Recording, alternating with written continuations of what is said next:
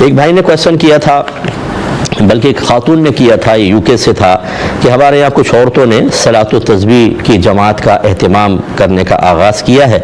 اب ان میں لکھا تو انہوں نے ایسے ہی، میں بیان کر کے دو صورتیں بناتا ہوں۔ انہوں نے کہا کہ عورت امامت کی اہل نہیں ہوتی، یہ جانتی ہیں، تو ایک عورت بلند آواز سے تسبیحات پڑھتی ہے تاکہ کسی کو بھول نہ جائے۔ اسی نماز کے دوران اگر کوئی اور عورت شامل ہو تو اسے پوری نماز کا ثواب ملے گا یا نہیں ملے گا؟ دیکھیں، اب سمجھ لیجئے ایک بات کو کہ فقہ حنفی کی روشنی میں صرف عورتیں اپنی جماعت قائم کریں یہ منع ہوتا ہے، بلکہ اس کو مکروہ تحریمی لکھا ہے، حرام کے نزدیک۔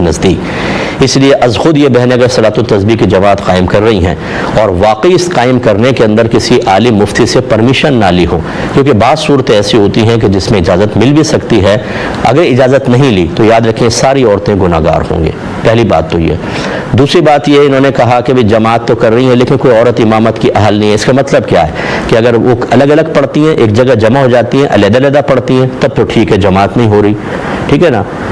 کیونکہ انہوں نے کہا، اور اگر ایک عورت امامت بن کر کرتی یہ ایک الگ صورت ہوتی۔ امامت میں تو آپ کو بتایا کہ مکروہ تحریمی ہے، بغیر امامت اگر کوئی عورت امامت نہیں کر رہی، الگ الگ پڑھ رہی ہے، لیکن ایک جگہ جمع ہو کر چلے، اس کی گنجائش نکلے گی۔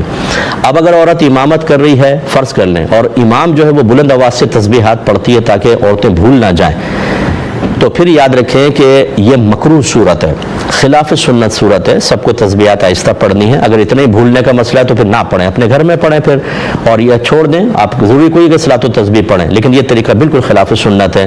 لیکن چونکہ امام کر رہی ہے، اس میں نماز فاسد وغیرہ نہیں ہوگی، گنجائش نکلے گی۔ لیکن اگر یہ صورت ہے کہ الگ الگ پڑھ رہی ہیں اور ایک عورت بلند آواز سے پڑھتی ہے تاکہ مجھے سن کر ساری اس کو یاد کر لیں، یہ بالکل خلاف سنت بھی طریقہ ہے۔ اور اگر کسی عورت کو بھول رہی ہے، اس کا لقمہ لے لیا تو اس کی نماز فاسد ہو جائے گی۔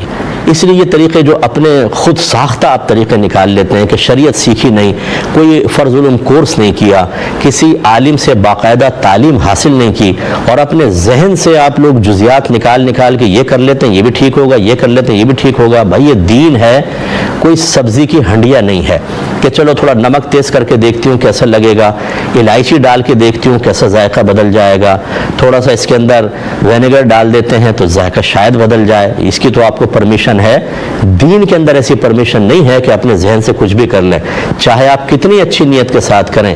اگر آپ نے غلط کام کیا، اللہ کی ذات بے نیاز ہے، آپ شریعت کو بدلنے والے کہلائیں گے، ایک نئی شریعت بنانے والے کہلائیں گے، اور آپ کا انجام آخرت میں دردناک ہوگا۔ لہذا ہمارا مشورہ ہے کہ اس قسم کی جو تسبیحات کی جماعت قائم، یعنی صلاۃ التسبیح کی جماعتیں قائم ہو رہی ہیں یا علیحدہ بھی پڑھ رہے ہیں، لیکن اس مکروہ طریقے سے اس کو بالکل ختم کیا جائے۔